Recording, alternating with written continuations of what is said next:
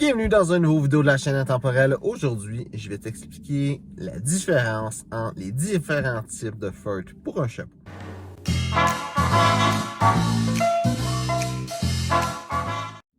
Donc, il y a trois types de feutres qui vont être dans les chapeaux. Le premier, c'est un feutre de laine qui est fait avec de la laine de mouton. Le deuxième, ça va être un feutre en poils d'animaux. Ça peut être différents poils d'animaux, mais généralement, c'est du poil de lapin qui est utilisé. Et le troisième type de feutre, c'est un feutre en poil de castor. Donc, pour commencer, simplement avec le poil de... avec la laine, dans le fond, le poil de mouton. Un feutre en laine va être vraiment différent des deux autres types de feutres. Premièrement, de la façon qu'il va être fait pour vraiment bien tenir, il va généralement être un peu plus épais. Aussi, le feutre va être beaucoup plus mou que les autres types de feutres. On peut mettre quelque chose, si tu vas dans un chapelier, un bon chapelier, pas une place qui vend des chapeaux, qui se dit chapelier. Un bon chapelier peut faire des altérations, des choses comme ça sur ton chapeau. Donc, un bon chapelier va être capable de mettre ce qu'il appelle un durcissant à chapeau. Des genres de petites poudres qu'ils vont mettre, qui vont rentrer dans le chapeau et le rendre plus dur. Mais règle générale, quand tu vas l'acheter neuf, le chapeau, il va être plus mou. Le feutre va être plus mou. Donc, ça a un avantage que les deux autres types de chapeaux n'ont pas, c'est que ce chapeau-là, vu qu'il est plus mou, il va être plus facile à se former à ta tête quand tu vas le mettre. Et le bon côté de ça, c'est que l'hiver, tu n'auras pas de petits trous où est-ce que l'air va passer, tu vas être plus confortable si tu décides de porter un chapeau en hiver plutôt qu'une tuque. J'en ai un chapeau qui est en feutre de laine, c'est mon chapeau gris que tu as peut-être déjà vu, Bailey Hat of Hollywood. Et ce chapeau-là, c'est ça que je porte l'hiver, sinon cette casquette-là aussi. Mais généralement, c'est ce chapeau-là que je porte, qui est en feutre de laine. Et justement, c'est bon, ça isole du froid mieux que d'autres chapeaux, d'autres types de feutres. Un problème avec le feutre de laine, c'est que c'est un feutre qui est pas bon à l'eau. L'eau va pas être favorable du tout. Ça peut faire déformer ton chapeau, surtout si après un coup qui est mouillé, tu le mets pas bien à quelque part pour le faire sécher. C'est pas nécessairement plus compliqué d'entretien, mais quand il se fait toucher par de l'eau, c'est un problème. Là, celui que j'ai, mon chapeau gris, a un traitement contre l'eau qui fait en sorte qu'il n'est pas nécessairement, s'il mouille dehors, puis je prends une marche, c'est pas une bonne idée, mais s'il neige dessus, c'est pas trop un gros problème. Mais c'est quand même quelque chose qu'il faut savoir. Un feutre de laine, ça va être moins bon à l'eau que n'importe quel autre feutre.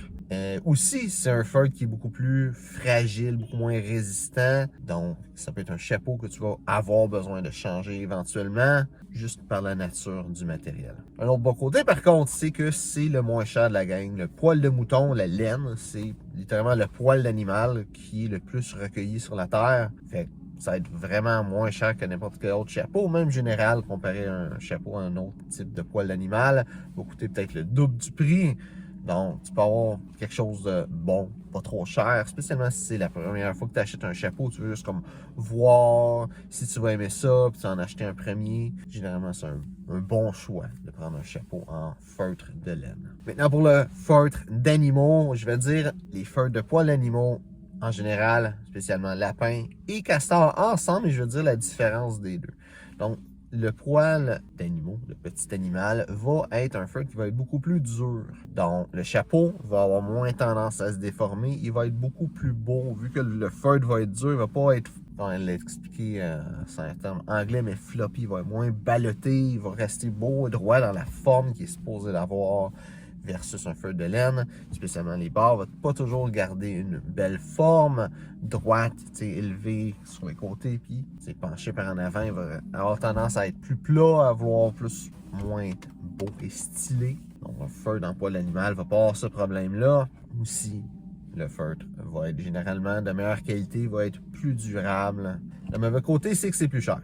Maintenant, la différence entre le poil de castor spécifiquement et les autres poils d'animaux, c'est que le poil de castor, c'est un poil qui est hydrofuge. Donc, le castor vit dans l'eau, il va aller faire un barrage dans l'eau, puis aller passer la majorité de son temps dans l'eau, et le poil est fait spécialement pour ça. Donc, le poil de castor va être un poil qui va être supérieur aux autres animaux parce que quand il va mouiller sur ton chapeau, ben ça va te faire un chapeau qui est imperméable, finalement. Versus un chapeau en d'autres poils animal. Il va avoir le même problème qu'un chapeau en laine. Même s'il est plus résistant, l'eau va faire des dommages à ton chapeau. Ça sera pas bon au final.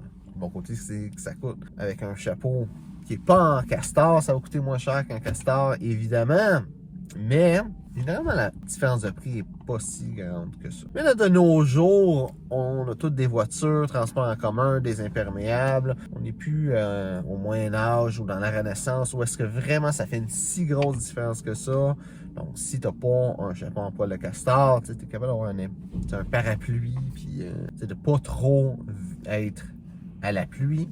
Donc, toujours faisable d'avoir un chapeau en poil de lapin présentement dans l'ère dans laquelle on vit. Mais il y a un temps où est-ce que ça faisait vraiment une différence. Maintenant, il y a aussi le bon côté d'avoir un chapeau en poil de castor, c'est que tu n'auras pas besoin vraiment de t'en soucier. S'il mouille de façon inopportune, tu vas quand même être protégé. Il y a encore ses bons côtés, c'est juste ça fait pas une aussi grosse différence qu'avant. Donc, j'espère que tu as aimé la vidéo. Si c'est le cas, like et partage. Si tu as des questions sur le style classique masculin, mets ça dans les commentaires. Ça me fait un plaisir d'y répondre. Donc, merci d'avoir regardé la vidéo et on se voit une prochaine fois.